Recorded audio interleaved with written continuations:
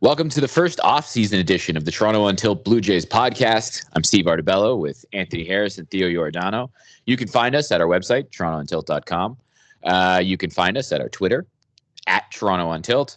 Of course, you can find this video on our YouTube, Toronto Untilt. And finally, you can find us anywhere that you listen to podcasts, Spotify, Apple, Google, Anchor, Breaker, Bleaker, all of the things. Like, comment, subscribe. We're Toronto Untilt. And it's kind of exciting for the Blue Jays this offseason because they keep talking about how much money they're going to spend. I guess we'll get right to it. We'll just go over the arbitration process right at the beginning. It's going to be expensive for some guys. Like Vladdy's going to make like $10 million. Teoscar's going to make close to that. I don't think Bo's eligible yet, but it's like that's kind of where you're going with those guys. Danny's going to make less than $5. Cavan's going to make very little because he had a terrible season. You know what I mean? Like arbitration isn't going to kill you. And hopefully there's a renewal in there too. Like I've been saying this, I've been banging the drum for it. Re-sign Teoscar. And Barrios would be nice too. Oh yeah. God, that would be fucking ideal. But even with this ARB stuff, we were saying like it's only going to be like 110 after all that stuff, which is like if the Jays are very serious about what they're projecting, they have a ton of money still to go and do anything in free agency that they want. Yeah, like it's the way they're talking. It sounds like $180 million is a very realistic payroll for what they want to do, for adding guys, for, you know what I mean, trying to retain guys. I guess we can just straight up get into it. We'd like Robbie Ray and Marcus Semien to come back, obviously, but in the event that doesn't happen, I keep talking about this with you guys, so I guess I could get it right off to the hop before we even get to some of the targets. I just think that the two places that you're going to look for, I think Jose Ramirez is option number one. They keep talking about it. They almost had a deal at the deadline. I think Jose Ramirez and one of those Cleveland pitchers, Aaron Savali, maybe even Bieber. I think that's real. I think you're going to have to give up something. Like I'm talking Alejandro Kirk and Gurriel. Or I think you call the A's and you try to get Bassett or Frankie. You try to get one of those pitchers and Matt Chapman. And you solve the third base situation that way. Yeah, either way, great options. The way Steve has been talking about Jose Ramirez this offseason. Oh, it's happening. I've convinced myself. Where he's basically put him on the team for April. So everything revolves around that trade this offseason. Once they said that they almost had the deal and they were going to revisit after the trade deadline, I just basically convinced myself that it's happening, and I will be incredibly upset if it doesn't. And he's on a pretty good team-friendly deal right now. Two more years at $11 million club options. That's unbelievable. That's the best third baseman in baseball. For an MVP candidate, like he's that good. He's a Gold Glover, Silver Slugger, switch hitter, which is desperately needed. The dude can still steal almost 30 bags. Like he's ridiculous. He does everything. He hits for average. He hits for power. He walks. He doesn't strike out. He plays elite defense. He's perfect. You can even put him at like second if you need it. Like he's flexible. Don't do that, please. The perfect base. Put Kevin Biggio back at second base, where he actually looked like maybe that's his major league position. Just in case, like Gabriel Moreno situation. Whatever. Well, they keep playing him at third base, but I think I was telling you guys this. I think he plays catcher right off the hop if Kirk's traded. I think he gets that chance. I think he's good enough that if he has a really good spring, it's him and Danny Jansen and catcher. And because he's a former infielder, he might move around. They might do that with him because he used to be an infielder. And if that bat is anywhere near what it's been in the minors and in the AFL, the Arizona Fall League, if you don't know what the AFL is, holy shit, is he good. I think next year, too, you're going to see him. He's going to be top 5 prospect in all of baseball. Like when this season ended, he was number 8. Is he the only untouchable piece we have? Yes. Yeah. Because I think people, going into last year, people would have thought like the guys we traded were like, yeah, they're not going to trade them. But no, we talked about them as being untouchable pieces, and they very much weren't. Well, I talked about Semien Woods Richardson being moved. Yeah, exactly. I talked about him potentially being moved, but I thought Martin was untouchable. But they went ahead and did it, and they got Jose Barrios. It's worked out pretty well so far. I know they missed the playoffs, but how good has Jose Barrios been? Imagine it'll work even better if they lock him up. Exactly. We were talking about this. I guess the target's really like what we kind of established that the team needs from our view. Two starting pitchers. You need a third baseman. And I think personally, like you obviously need bullpen help, but you have the guys that you acquired last year because they have years control. That's the best part. Jordan Romano staying around, although he might get a decent chunk of change in arbitration, but at the same time, Yeah, but he got a decent amount of saves. He was an all-star. If you look at his ERA, because again, they go by traditional stats. So if you look at his ERA and you it was low.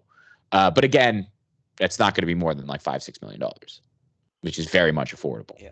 It's not going to bankrupt you. The bullpen, we're not gonna put Merriweather in that like lock good to be good next year category. Put three of those guys in there, like Richard, Simber, Romano, and then from there you probably need 2 reliable pieces still. And you can find those guys. That's easy. And I want to bring up one, but sorry. Yeah. I've seen this projection by everyone on MLB Traded Rumor. You know that like top 50 article they do? I read it every year. I just not because like I think that's where they're going to go, but it's good for projection for salaries and stuff. Yep. They have Kenley Jansen. I think they had all the people said Kenley Jansen to the Blue Jays, and I think that's going to be the popular name in Jays Twitter. Because of who he is. Going to want him. Yeah. What do you think? Because that's going to be by far the most paid free agent. I don't want a reliever at that. Not at like $17-18 million a year. No, unless it's Liam Hendricks. Like there's certain guys where you're like, okay, you're young enough. You don't have as many injury concerns as Kenley Jansen has. You don't have as much wear and tear as Kenley Jansen has. You don't have as many issues as Kenley Jansen has. And it was a 3-year contract for Liam Hendricks. Kenley Jansen's age might make it a 3-year contract, but that's another problem with Kenley Jansen, right? Like there's too many red flags to give him all the money. There really is. I'd rather you go trade for Craig Kimbrell. Because of how bad he was, you might be able to get him for nothing. Because he was good until Tony La Russa got his hands on him. Yeah, because he's a guy who literally, when he's not a closer, he's awful. Exactly. And when he's the closer, he's exactly. And what did they do with him? They didn't make him a closer because they're And what about a pretty flexible plan right now too? Can we get him back? Well, potentially, but we'll see. He'd be coming back. I was about to say he'd be coming back at a lot less money too. Are we talking about Terry? Kirby Yates. Oh, yeah. Like that deal was, very. But you take that chance.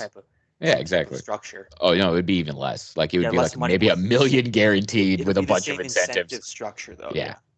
But yeah, what I was saying though, right before we got into this is like, so you need third base, you need a couple of starters. Obviously, you need bullpen help, but it's easy to do in the offseason. The big thing though that I would like to talk about is they need an outfielder. And I think you could be fine with a platoon because if you're looking at Springer and Teoscar in right, Springer in center, Teoscar in right, I would like a platoon in left field because I'm assuming that this trade is happening for the third baseman and it's involving Gurriel and it's probably taking Kirk off the roster because I think it's going to involve a pitcher as well.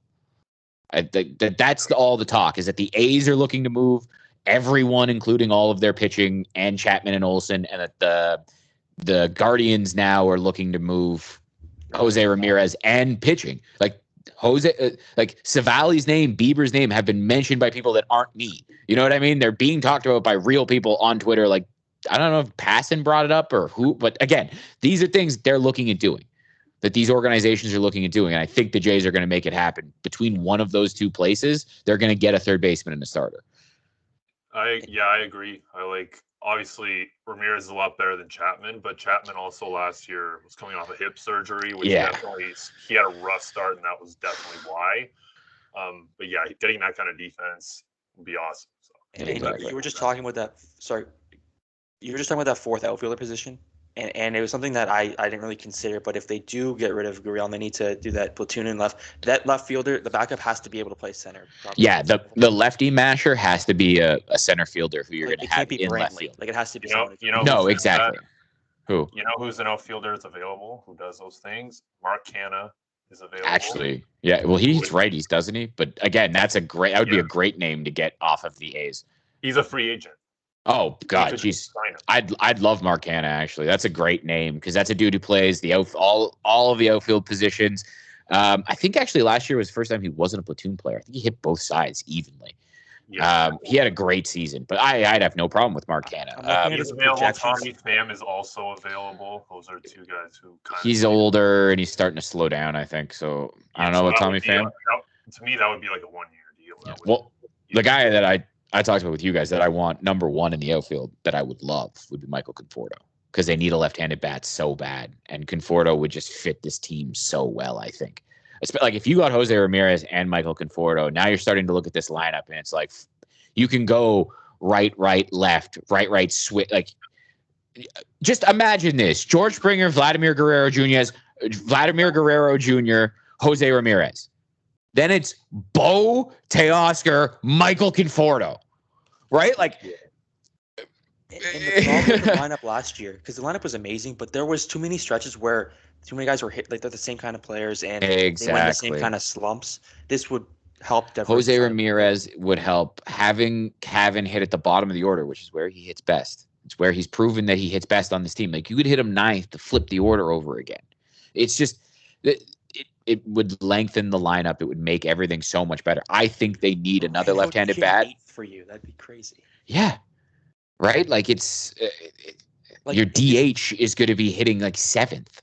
And we were talking about Biggio as like the super utility, but if you have him at second all the time and you punt that position offensively, and not even punt because he has some upside, like, that's fine to have him ninth and just be whatever he's going to be, because you let have him figure it out. Catching's a hitting strength now. It is with Kirk too, but like, and Danny Jansen went on the type of run against right-handed pitching where I'm intrigued.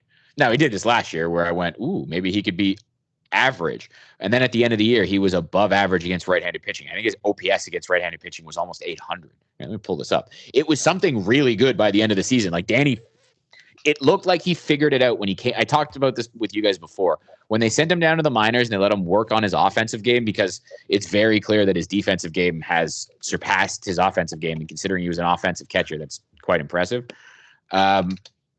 But when he went down to the minors and got to work on his swing, it looked like he finally figured it out again. And he was coming up and destroying right-handed pitching for that last, month of the season? 3 weeks?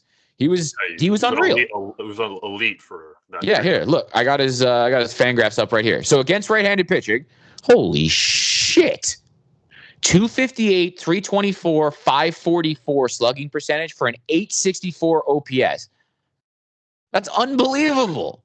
That's in 124 plate appearances. So it's a small sample size, but that's really good. Especially a catcher, which is an offensive star position. Like, that's... Especially from your backup catcher. Because Moreno is just that talented. So it's exciting. It's very exciting about what this offense could be. And again, like, you don't even have a DH at that point. Think about it. Yeah. Right? Yeah, Conforto would be perfect there because you can kind of flip him around. And if you got another, if you got a true fourth outfielder, then exactly, you can move the DH between all of your outfielders. You can put Vlad at the DH, you can put Jose Ramirez. You can DH everyone a little bit to keep the bats in. And then if Moreno gets hot and Danny's hitting, well, now you can move Moreno around. You can DH one of the... This is why, and again, it's why I'm so dead set on lefty bats in the outfield if you're going to make that move. I've also talked to you guys because we've kind of just ignored Randall Grichik. I think he has. I've been saying this for 2 years now, but I think he has to be moved.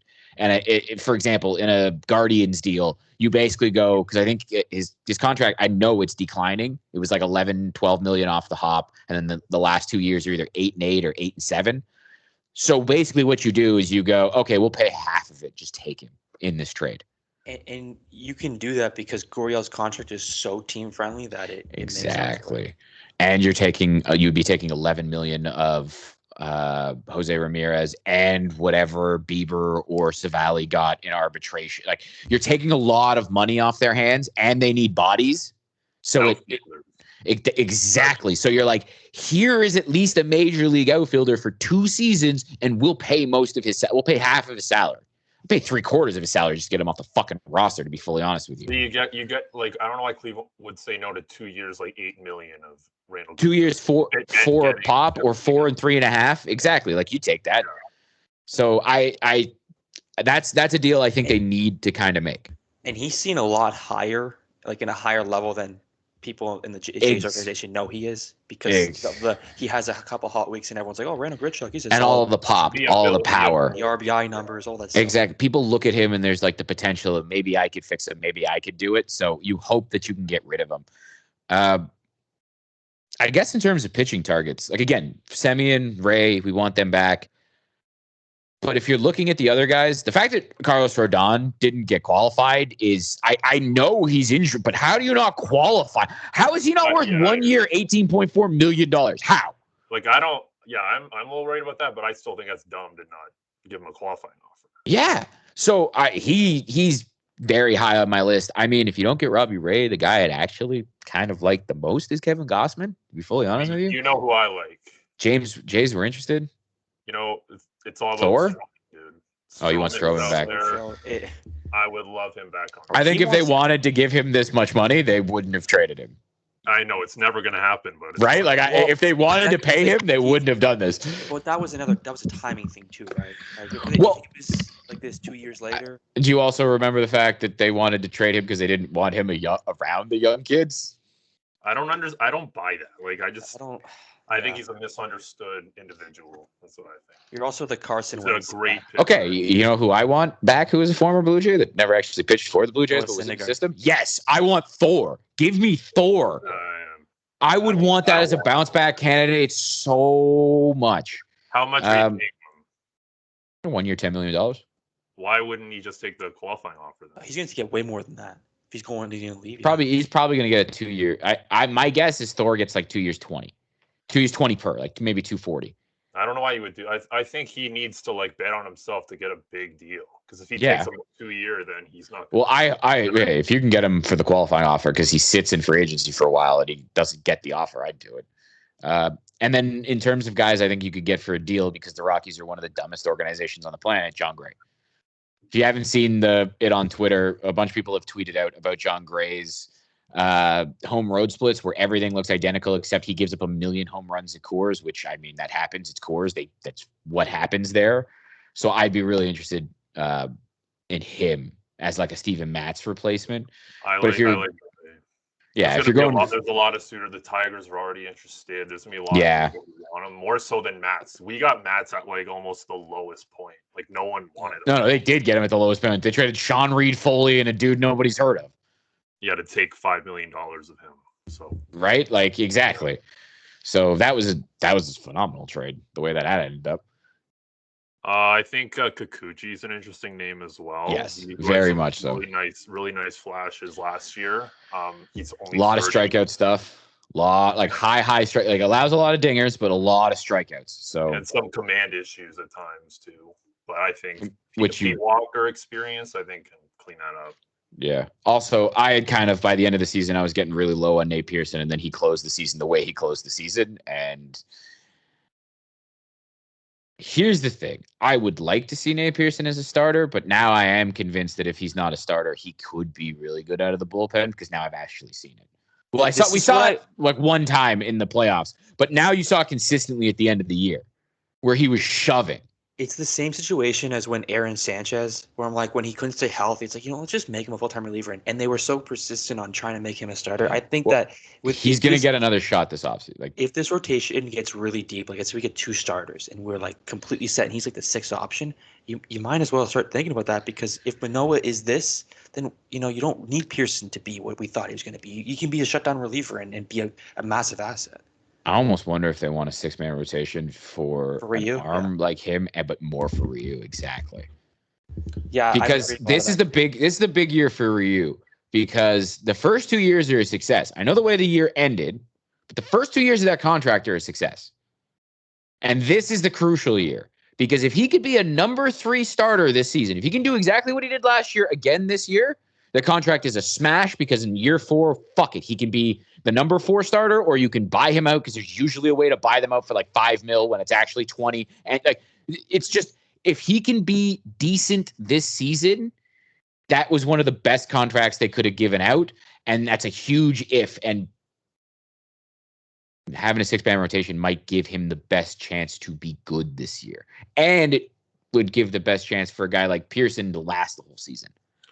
And it just adds to the importance of getting another top end starter because if you get a Bieber, he's your 4 technically, and you can his ceiling if he's not even healthy, if he gets to Valley, he's your 4. If he's playing, I think Ryu, even if he gets enough rest, I think he's fine as a baseline. Like if he's your 4, I don't think he's gonna pitch below those projections at all. That's exactly like I think he'll be fine, and he was good for the most of the season, and then it looked like after the short season, not getting a bunch of innings in, he was just exhausted near the end of it because he's throwing a bunch of stuff middle. It wasn't an injury. I know he went on the DL, but that was a DL stint because he sucked and he needed rest. Right? Like that's what happened with Hyunjin Ryu at the end of the season. I'm convinced of that because everyone said he wasn't hurt. That it was, I think it was just that he was tired. That's definitely because he was good the whole first 2/3 of the season. maybe even 3/4 of the season, right? Like it was at the end where he looked like he was pitching on fumes to me, and he was getting tagged.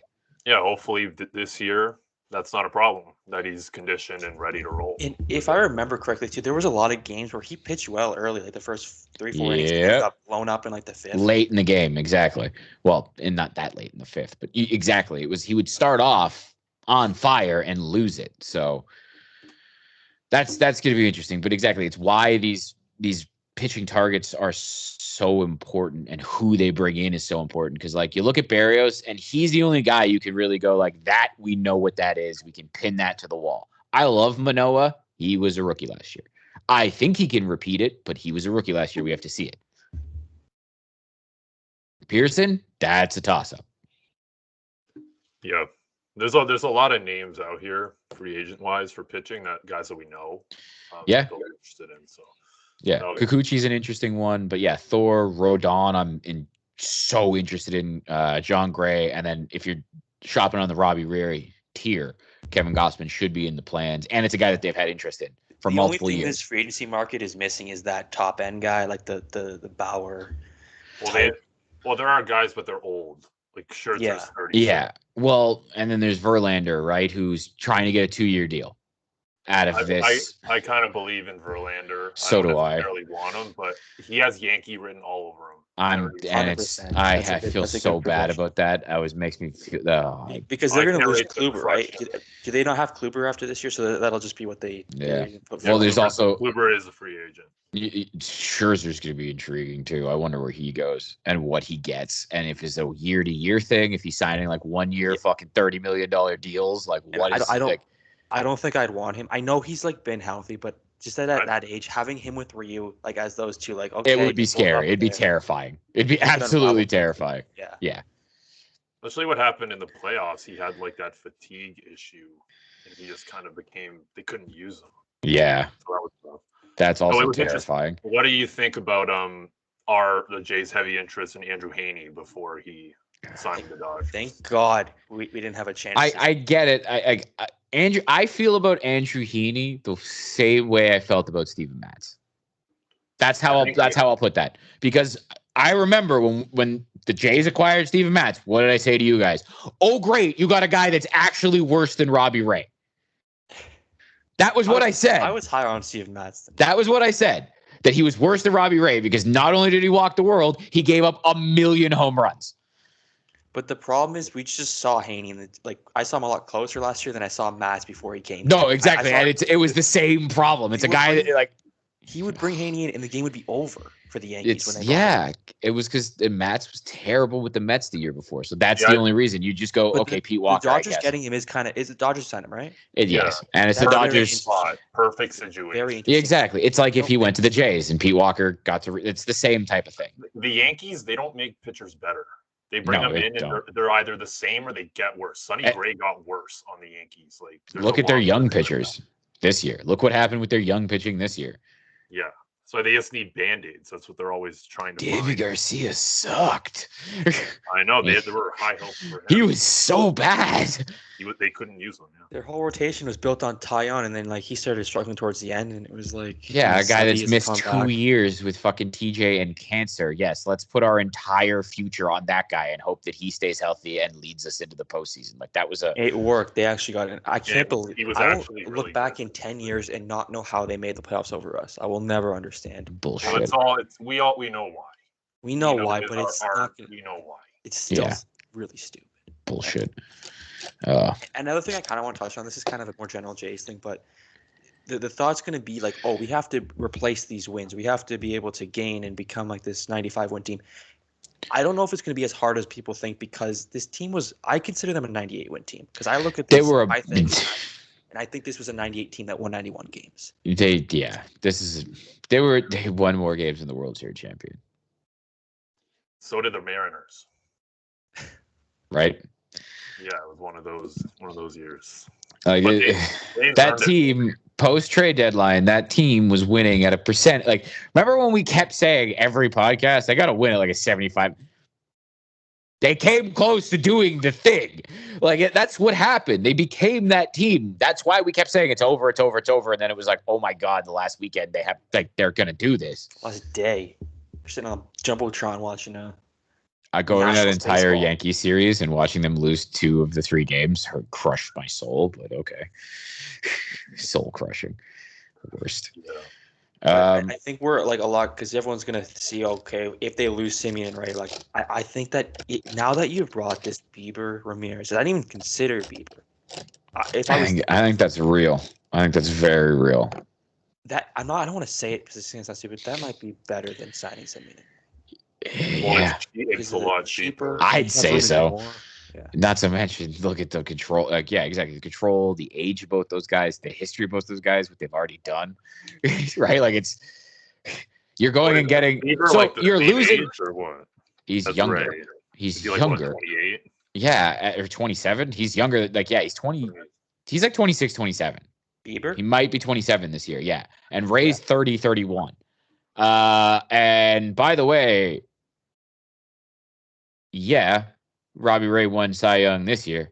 Bieber won Cy Young the year before. In like probably a more dominant season. Honestly. I know it was the shortened season, but exactly. Remember how good he was? He was untouchable. We'll throw obviously division. We have to factor that into like he pitched. It'll change against the Royals and Tigers. Yeah, and Matt's pitched against the Phillies, the Mariners, not the Bieber, Mariners, the Marlins, right? Like. Yeah, Bieber's only like 26. Right? So this is way younger than I thought. Why they trade these? You know what? Because he's about to hit ARB. He's hitting ARB. That's why. The fact that the A's and Cleveland are going to do this. He's a Cy Young winner, and he had a down season last year, but his ARB number is going to be close to $10 million, and they're basically like, they don't want to pay it. That's why Savali and him are being talked about in trade rumors because they're about to get paid. It's so like. I know, but that's why. Take advantage. You have to, but it's. I remember when we had that A's series last year. I started reading some A's blogs and fan forums, and they're just like, we lost the Semien guy. He just walked us off for nothing. We didn't need to get rid of him. Dude, look what happened. They just lost their manager and are about to trade everyone. They're about to tear it down again.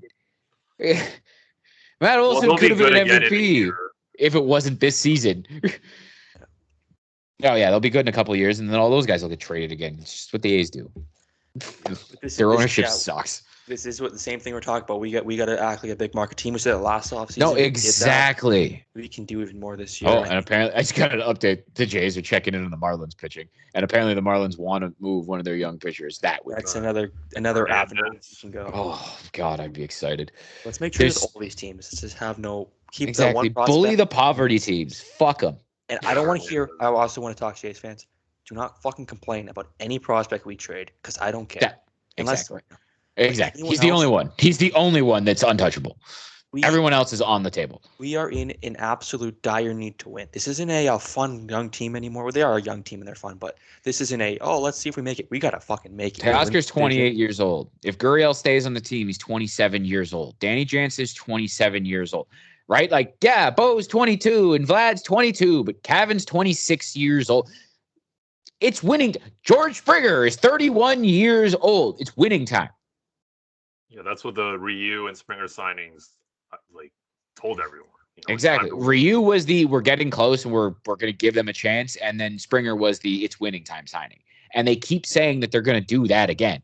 So let's go. I'm expecting a lot. I'm expecting probably too much, but that's why overshot my expectations. Exactly, because I'm expecting like Bieber and Jose Ramirez, and then that they're going to sign like Carlos Rodon, and yes. What about? Let's talk about the middle infielders available. Shortstop is such like a big. I don't think they're getting any of those guys. No, unless you get one of them on a Semien situation late in free agency who didn't get his value that you moved to second base again.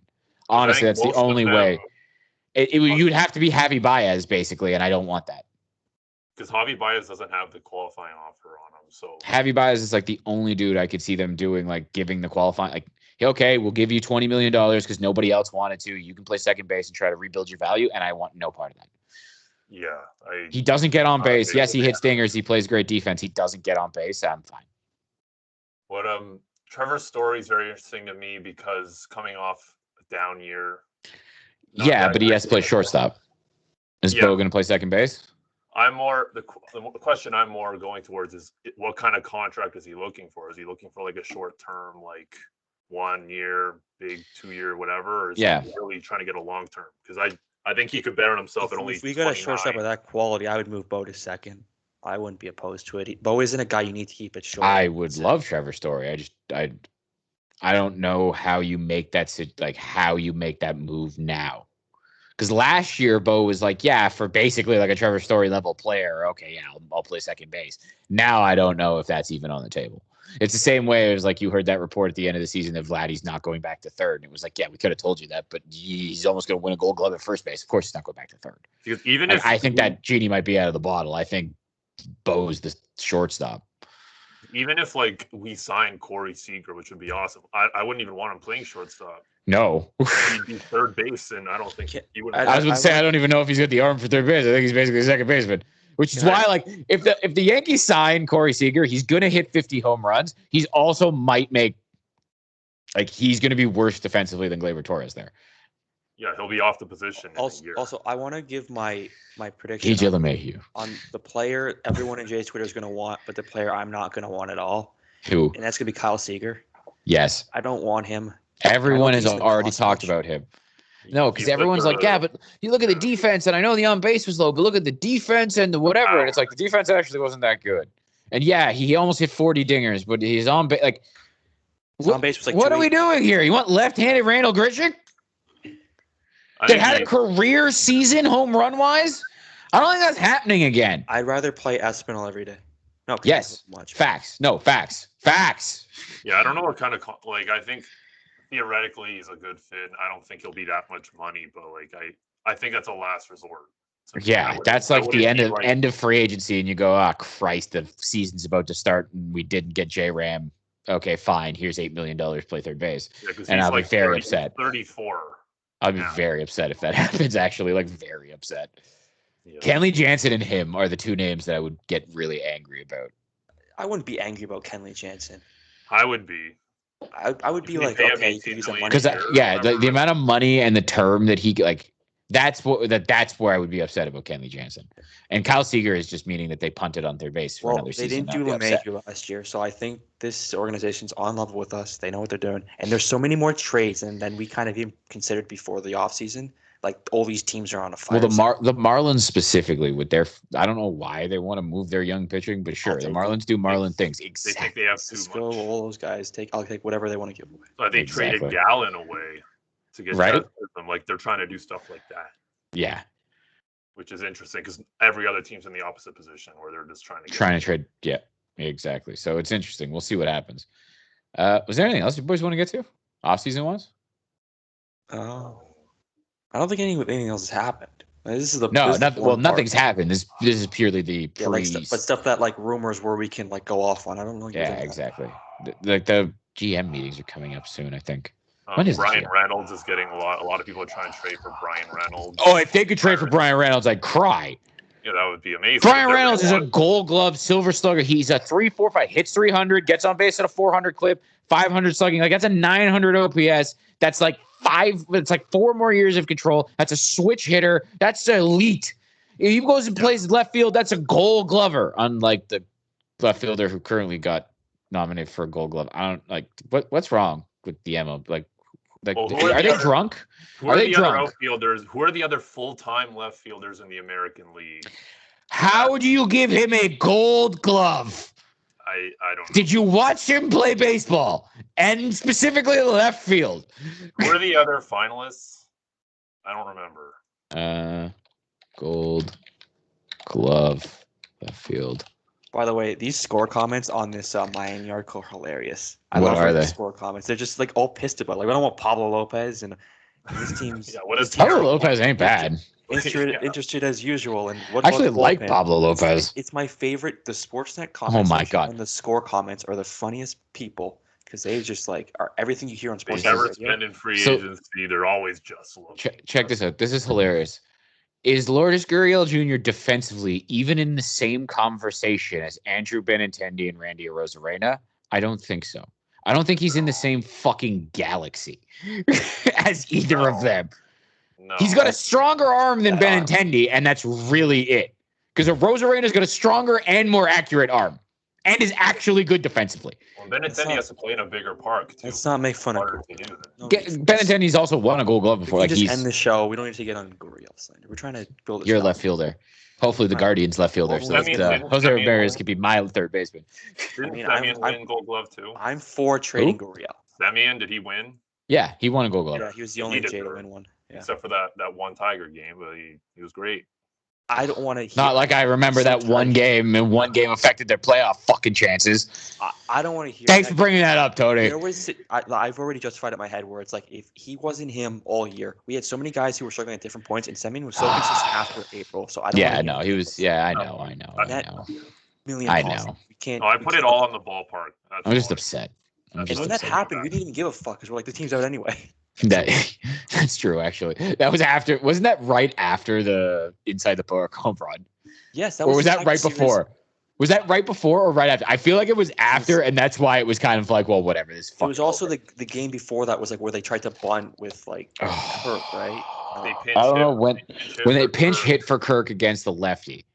Yeah, that's what. And they brought in Brevik Valera to bunt against Gregory Soto. I remember that vividly.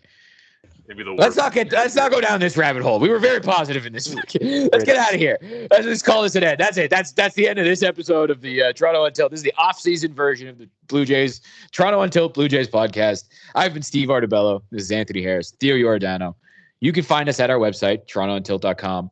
You can find us at Twitter at Toronto Untilt. You can find us. Obviously, the video of this will be on our YouTube, Toronto Untilt. And finally, you can listen to the podcast anywhere that you listen to audio. That's Spotify, Apple, Google Podcasts, Anchor, Breaker, Bleaker, all of the things. Like, comment, subscribe, tell your friends. Hopefully, we check back in with news, like they did something.